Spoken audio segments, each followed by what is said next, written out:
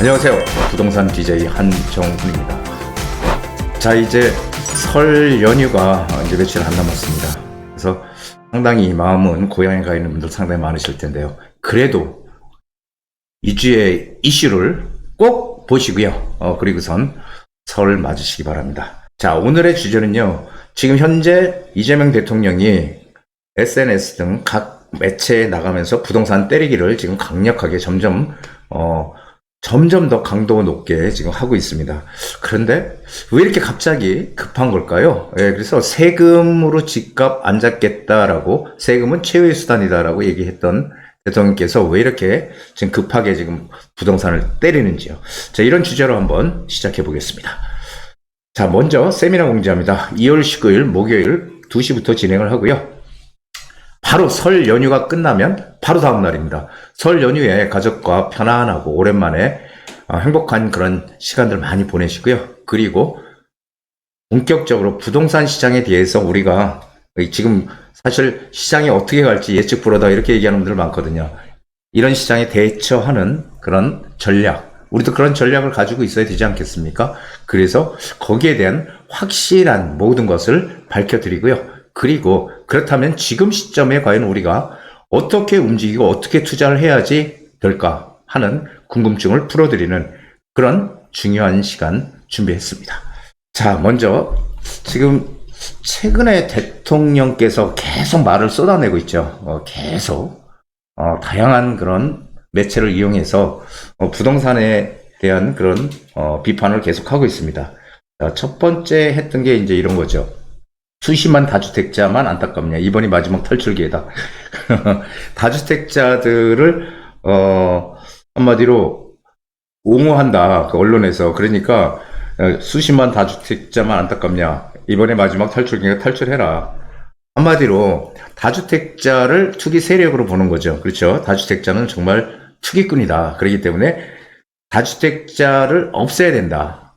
이런 논리로 지금 계속 얘기를 하시는 것 같아요. 이게 첫 번째로 이재명 대통령께서 얘기했던 그런 거죠. 자, 부동산 투기로 불로소득을 얻겠다는 발상을 없애겠다. 그러니까 부동산을 투기의 관점에서만 보는 거예요. 그렇죠? 투기와 투자 뭐가 다를까요?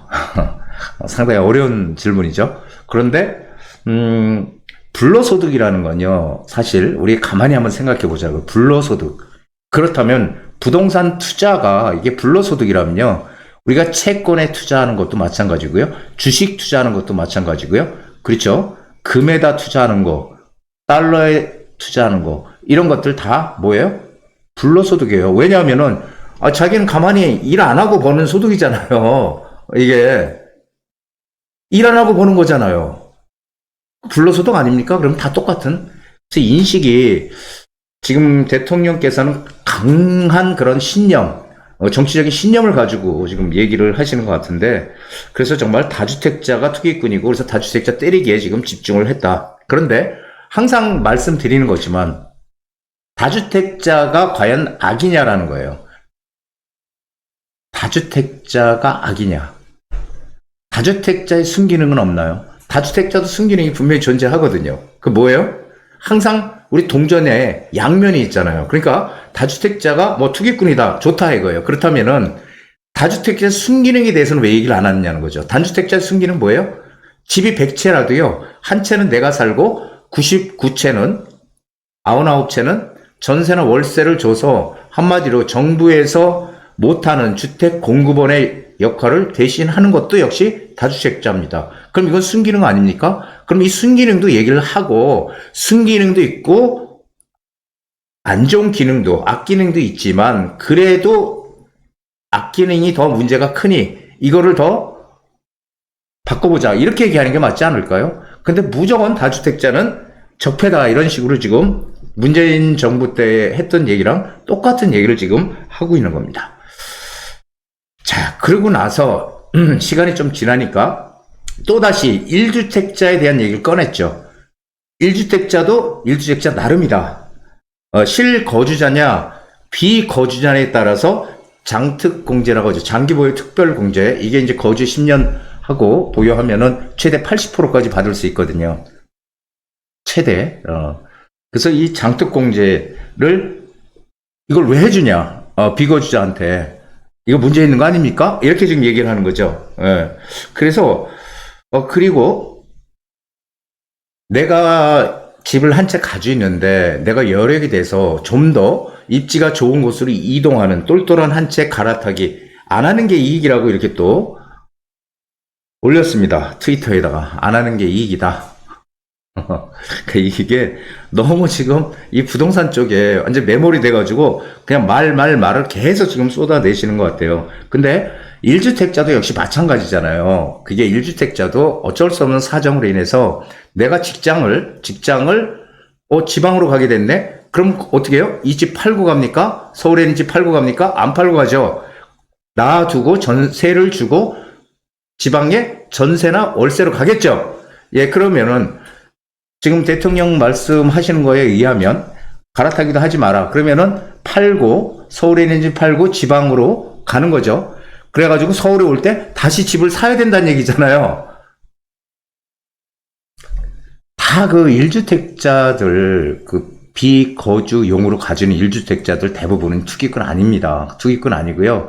그분들은 다 나름대로 사정에 있어서 옮긴 거예요. 대통령께서도 그렇게 하셨잖아요. 옛날 국회의원 선거할 때 계양을로 가셨잖아요.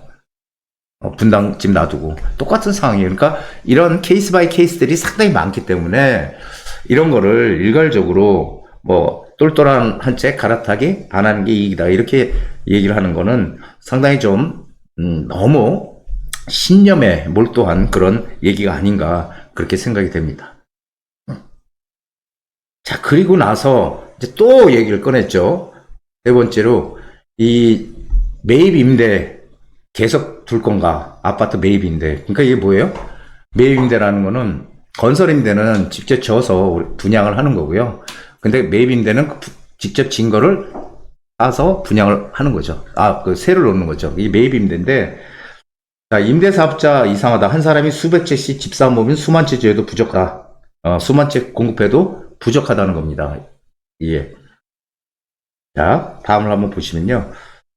자, 그런데 여기서 우리 대통령께서 그 모르고 있었던 사실이 뭐냐면은 2020년 이미 매입 임대 아파트, 매입 임대 신규 등록은 이미 전면 폐지됐어요. 2020년도 폐지됐습니다. 2020년도. 그 당시에 2017년도에 매입 임대를 허용을 했을 때, 그때는 문재인 정부에서 뭐라고 얘기했어요? 다주택자들이 빨리 집을, 임대사업자를 내서 공급을 해라. 전세, 월세 공급해라. 아파트. 이렇게 했던 거를 1년 만에 폐지했잖아요. 1년 만에. 다주택자 적폐해가지고 폐지했잖아요. 그래서 지금 매입 임대 아파트 제도는 신규 등록을 할 수 없습니다. 이미 끝난 거예요. 2020년도에 끝났어요. 근데 그거를 지금 다시 들고 나와서 이 매입 임대, 그러니까 이게 뭐냐면은 현재 지금 대통령께서 거론하는 서울 매입 임대 아파트가 42,500호가 있다는 거예요. 이거를 왜 혜택을 주냐, 이거를. 근데 새로 신규 등록은 없다니까요, 이제.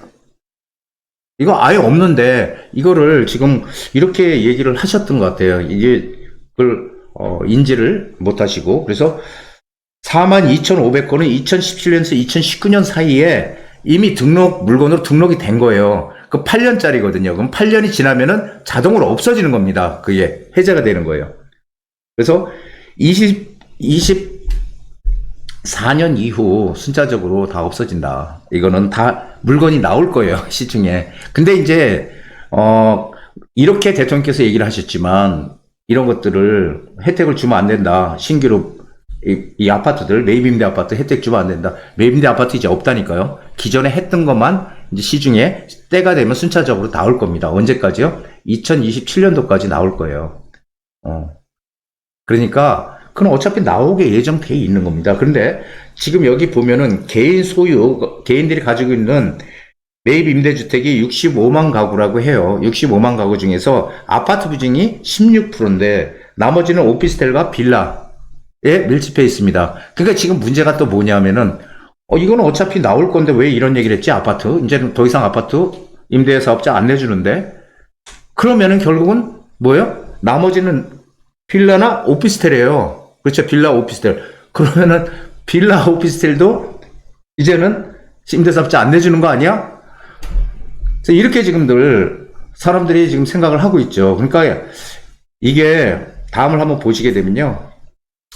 여기 보면은 2026년, 27년, 28년도 해서 2026년도에 22,822가구가 말소가 되는 거였대. 이제 말소. 그리고 2027년도에 7,833가구, 2028년 7,028가구 해서 이제 임대 아파트 없습니다. 매입 임대. 자, 매입 임대 없어요. 자, 그런데 이제 그래서 지금 이 자꾸 여러 가지를 가지고 지금 부동산에 대해서 강한 신념을 가지고 자꾸 SNS에 한번 던져보는 거죠. 던져서 반응이 어떤가 이렇게 지금 보면서 계속 얘기를 하시는 것 같습니다. 근데 이 임대 아파트가 문제가 아니라는 거죠. 중요한 거는 이게 사실 나머지는 전부 다 빌라나 오피스텔이거든요. 그러니까 사실 사람들이 들어가 살고 싶은 것은 아파트잖아요. 그렇죠? 아파트.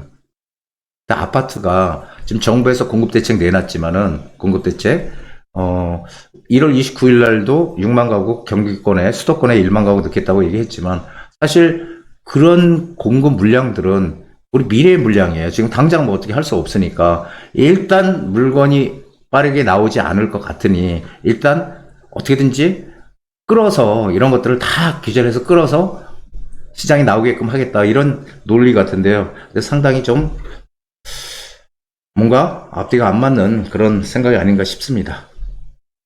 자, 투기와 투자는 무엇이 다를까? 이제 부동산을 혐오하는 분들, 부동산 집을 가지고 있으면 혐오하는 분들은 저 투기꾼 이렇게 얘기하지만요.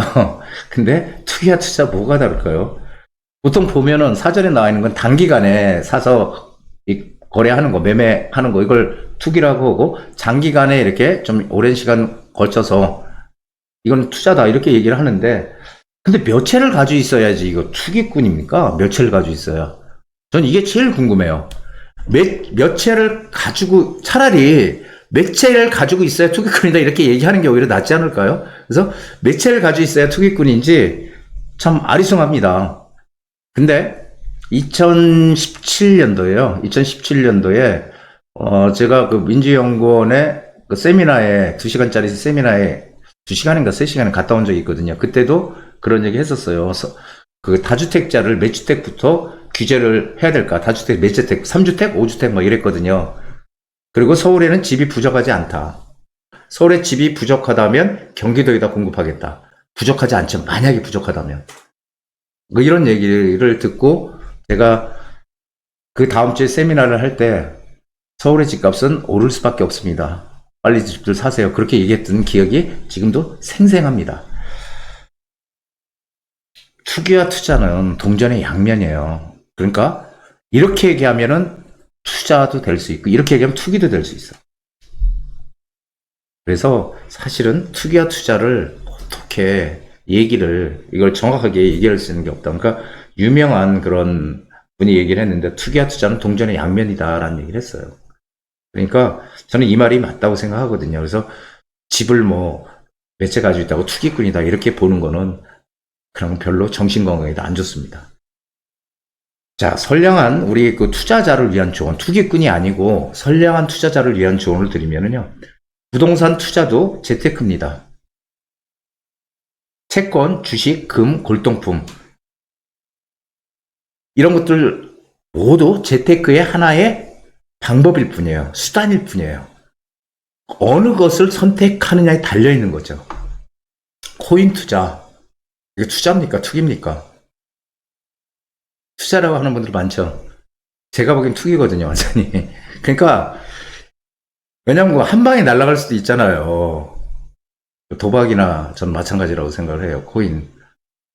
주식도 어떻게 압니까, 앞니를. 똑같은 상황이다. 그러니까 하나의 우리가 투자를 해서 내 자산을 불리게 하는 하나의 방법일 뿐이다. 수단일 뿐이다. 이렇게 생각해야 됩니다. 그리고 꼭 말씀드리고 싶은 거는 인플레이션을 방어하는 수단이 바로 이 부동산이에요. 이게 실물 자산이라고 하거든요. 실물 자산은 매년 돈의 가치가 하락하고 물가가 올라가면서 돈의 가치가 하락하는 인플레이션을 방어하기, 해지하기 위한 수단이 바로 부동산 투자, 그리고 금, 불똥품, 이런 실물 자산에 투자하는 겁니다. 현금을 계속 쌓아놓고 가지고 있던 분과 이 실물 자산에 투자했던 분들하고 과연 10년이 지났을 때 격차가 어떻게 났을까요? 어마어마하게 났습니다. 왜? 돈의 가치는 계속 하락하기 때문에. 자, 다음을 한번 보시면요. 정부가 시장의 전쟁을 선포했죠. 예, 그래서 정부와 시장의 전쟁에서 과연 승패는 어떻게 될까? 지금 많은 분들이 지금 불안한 그런 생각들을 많이 가지고 계시고요. 그리고 이제 부동산은 끝났구나. 이제 큰일 났네. 왜냐하면 이재명은 한다면 한다. 이런 생각들을 많이 하고 계시잖아요. 단기간에 지금의 정책들은 시장이 단기간에 충격을 줄 거는 확실합니다. 그래서 그리고 지금 나온 얘기로는 그거죠. 강남 상구와 용산구는 한마디로 5월 9일까지 계약만 해놓으면 잔금 치를 때까지 4개월 안에 잔금만 치르면 허용해 주겠다. 중과 안 하겠다. 그리고 그 4개 구를 뺀 뒤늦게 토지거래 허가구역으로 지정된 서울 전역, 여기는 5월 9일까지 계약만 하면은 잔금 치르는 기간을 6개월까지 주겠다. 지금 이렇게 얘기하고 있기 때문에 시중에 매물은 늘어날 수 있습니다. 그리고 이재명 대통령께서 계속 지금 막 강하게 부동산을 때리기 때문에 거기에 대해서 단기간에 시장은 충격을 받을 수 분명히 있죠. 그런데 매물이 늘어나는 것과 가격이 떨어지는 것은 별개입니다. 매물이 물론 5월 9일 그때 계약분까지는 빨리 중과 안 당하려면 매도해야 되겠네. 다주택자들 파는 사람들 분명히 존재합니다. 그렇기 때문에 물건이 시중에 많이 좀 쌓일 수 있어요. 어느 정도 쌓일 수 있어요. 근데 가격이 팍 폭삭 떨어지냐? 그렇진 않아요. 일부 하락 조금 가게 싸게 내놓을 수는 있겠죠. 그렇죠? 그러면 우리 지금 무주택자나 만약에 돈이 여러 개 되는 분들 있잖아요. 그런 분들은 어떻게 해야 돼요? 5월 9일 날 계약해서 그 전에 계약했던 물건들 있죠. 그런 물건들을 타깃으로 지금 해야 돼요. 그러니까 이 5월 9일 이후에 양도세 중과되기 전에 살 수 있는 마지막 기회다. 그러니까 고가의 아파트는 못 사잖아요. 비싸니까. 그러니까 중저가 매물 중에서 싸게 나오는 매물 잡을 수 있는 마지막 기회다라고 저는 생각이 돼요. 그리고 나서 4개월, 6개월이 지났을 때, 그러니까 그때 계약한 거 5월 9일까지 계약분이 지나고 나면 그때부터는 매물 잠김 현상이 강해질 겁니다. 자, 그렇게 되면 이제 어떻게 돼요? 시중에 매물도 없고 거래도 팍 줄어들 겁니다. 하지만 우리가 과거의 역사에서 봤듯이 어떻게 돼요? 똘똘한 한 채 쏠림 현상은 지속될 겁니다. 이것저것 다 매도하고, 그렇죠? 5월 9일 전에도 막 지방에 뭐 여러 채가 있다면 빨리빨리 매도하고 좀 싸게라도 해서 매도하고, 그리고 똘똘한 한 채로 갈아타게 하려는 그런 수요가 나온다는 얘기예요. 그래서 이 똘똘한 한 채 쏠림 현상이 점점 가속화 될 겁니다. 그럼 가속화 되면서 또 그 인근까지 슬슬 번져가는 그런 현상이 벌어질 거예요. 문재인 정부 시즌2가 본격 시작됐습니다. 시장을 이기는 정부는 없다. 이게 여태까지 부동산에 대한 정설이죠. 시장을 이기는 정부가 있다? 글쎄요. 그거는 저는 의문 부호를 붙이고 싶습니다. 그래서 단기간에 한 1년 뭐 이렇게는 시장이 정부에 순응할 수가 있어요. 하지만 긴 시간, 대통령 임기 상당히 많이 남아 있잖아요. 그 긴 시간 동안은 결국에 가서는 시장이 승자가 될 거다라고 저는 판단을 합니다. 여러분들이 그러니까 시장의 흐름대로 진행이 될 거다라고 저는 봐요. 왜냐하면 시중에 매물 없고 똘똘한 한 채 쏠리면서 그쪽 가격 사람 쏠리고 그럼 가격 오를 거고요. 그러니까 그런 흐름대로 갈 것이에요. 그러니까 여러분들 제 말이 믿기지 않으시면은 그 문재인 정부 때의 정책 2017년도부터 가장 먼저 나왔던 게 8.2 대책이거든요. 2017년도에 28번 대책 나왔거든요. 그 문재인 정부 때에 그런 대책이 나왔을 때 시장의 반응 이런 것들을 한번 리뷰를 꼭 해보세요. 그러면은 이거 이렇게 시장이 그럼 갈 수밖에 없겠구나라고 판단을 하실 겁니다. 이번엔 다르지 않습니다. 똑같이 저는 갈 거 같다고 우리 분들에게 꼭 말씀드리고 싶습니다. 그래서 너무 조급하게 시장을 막 이렇게 지금 대통령께서 흔들고 있는데요. 하여간 그 의도는 항상 좋지만요. 의도가 좋지만 시장에서는 반대로 작용하는 경우가 상당히 많거든요. 우리 보통 90년대 이제는 루마니아에 대한 얘기들, 규제 역설 얘기를 많이 하잖아요. 루마니아에서 1주택만 가져라. 다주택 같지만 1주택만 가져. 무조건. 가격을 전부 다 싸게 분양을 합니다. 싸게 집 한 채 줬어요. 그래가지고 주택을 전부 다 96%의 국민들이 주택을 가지고 있어요. 자, 이렇게 되니까요. 집을 질 필요가 없죠. 1주택만 가져야 되니까. 건설업 다 망했습니다. 그리고 거기서 지방으로 어딘가 일자리가 더 좋은 일자리가 있어 그쪽으로 옮겨가려고 보니까 아니 집이 있어야 가죠. 집이 있어야. 다 주택을 가지고 있으니까. 그러면은 내 집을 팔고 가야 되잖아요. 내 집을 팔고. 근데 사줄 사람도 없어. 왜? 1주택만 가지라고 하니까. 그리고 고칠 필요도 없어요. 세 줄 이유도 없고 어차피 거기서 살아야 되니까 그냥 사는 거야. 그러니까 결혼도 해서 그냥 부모님 집에 같이 살고. 이게 바로 규제의 역설이거든요. 규제의 역설하면 대표적으로 나오는 얘기입니다. 지금 우리 대통령께서 1주택을 가지라고 하는데 설마 루마니아 같은 그런 상황을 생각하고 계신 건 아닌지 상당히 좀 걱정스럽습니다.